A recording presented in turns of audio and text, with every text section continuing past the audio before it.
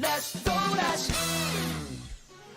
In this episode, we get the final conclusion to the Yuga versus Neil duel, the final duel, the fate of Rush duels, and somehow it's even more exciting and hyped than the last episode. I didn't think that was possible, but hey, my name is Rex, and let's discuss episode 26 of Yu-Gi-Oh! Sevens. This one continuing the same duel between Yuga and Neil, and picking up right after Yuga had just summoned his new monster, had maximum summoned for the first time, Magitech Deity Magnum Overroad. I got the name now, and it's gonna be hype. Now this one, dude, I'm just so excited because it was so hype. But I just watched it again. But this monster starts to reveal some of its effects, right? So Yuga activates its first effect, which allows Magitech Deity to gain attack equal to 200 times the 200 attack points for every level the opponent's monster has, which Yggdrago is level 10, so that gives 2,000 attack points to Magitech Deity, bringing him up to 5,500, which is pretty hefty, and that would allow him to destroy Neil's monster. However, Neil's got a trap card waiting that negates the attack and destroys, it would prevent his monster from being destroyed. I think he still takes the damage, and then Magitech Deity would be destroyed. However, Magitech Deity, the second effect, also gives it trap card immunity. So I think, that's pretty good.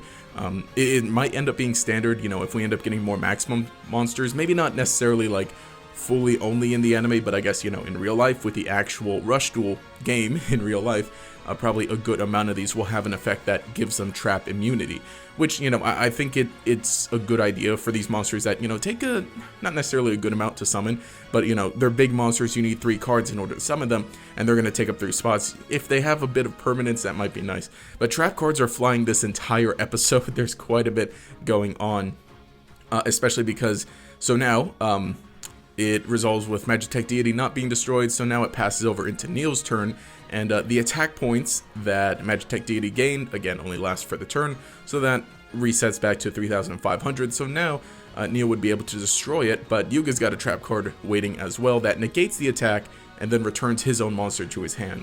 So that's a bit of a predicament now with Magitech Deity's back in his hand. Like, he could just summon it again on his turn, but now Neil's got an extra trap card back on Yuga's turn that makes him shuffle his hand back into his deck. Like I said, trap cards are flying literally the entire episode.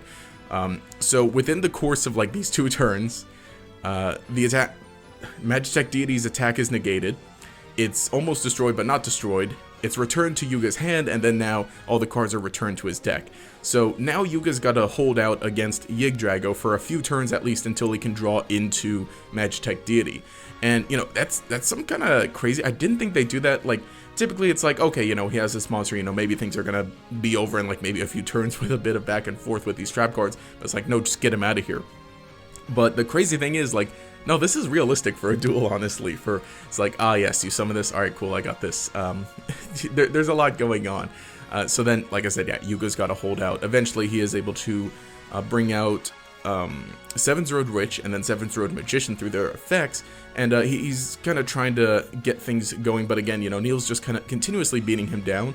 I thought that was going to be neat. For a second, I was thinking, like, oh, is he really going to end up finishing this duel with Sevens Road Magician? Like, it's, an important card to him. And I think, the fact that it showed up in this duel was good, just to show that, yeah, he still has it, and it's an important monster to him. It's an ace monster, basically, I guess now, aside from his big maximum monster.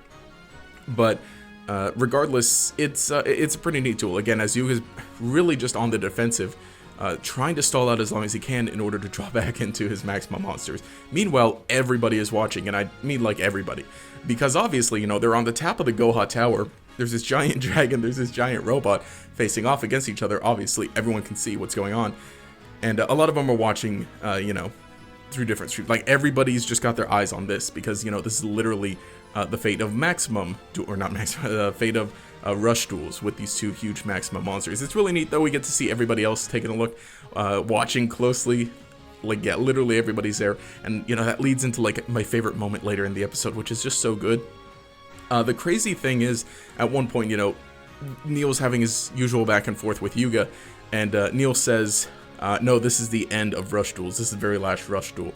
Once I take you out, once you and all your friends are gone, what he says, the progenitor, you know, the creator of Rush Duels and everybody else who spurred them on is gone, they'll eventually just disappear.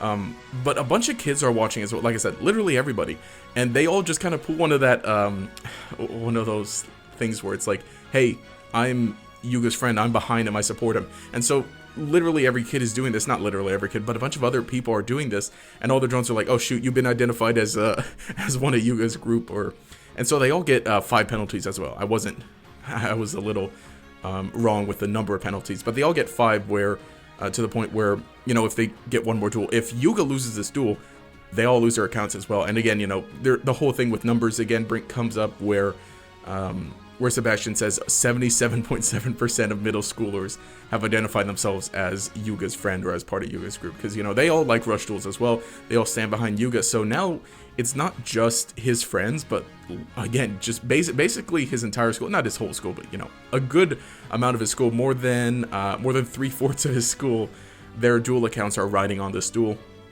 And it just really shows, you know, just how everyone supports him in this. And but again, you know, it ties in more so with, say, last episode, how all his friends were behind him, but now just literally everybody else.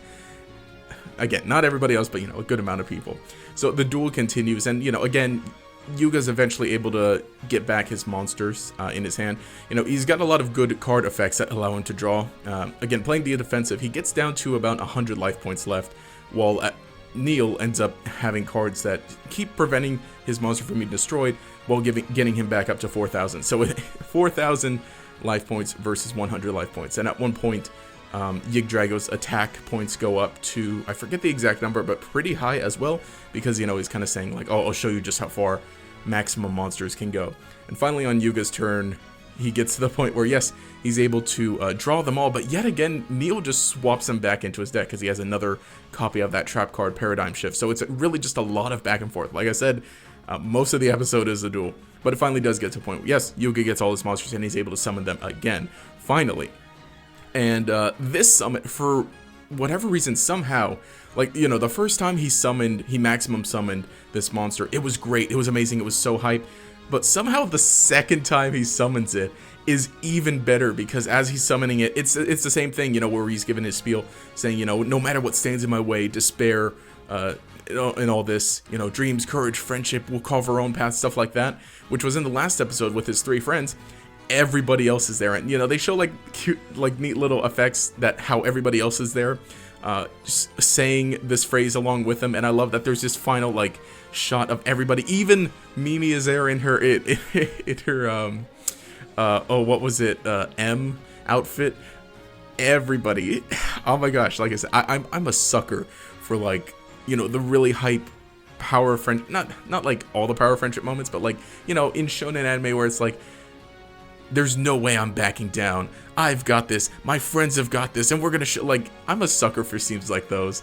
And just having one like this in, you know, in the final episode of this arc here, the maximum arc, I don't know, I just love it so much. And again, I'm hitting things off camera because I'm so excited. But, you know, yeah, he summons this monster, and we get to see his third and final effect, as Neil has a trap card that they both know about because Yuga had seen it earlier in the duel.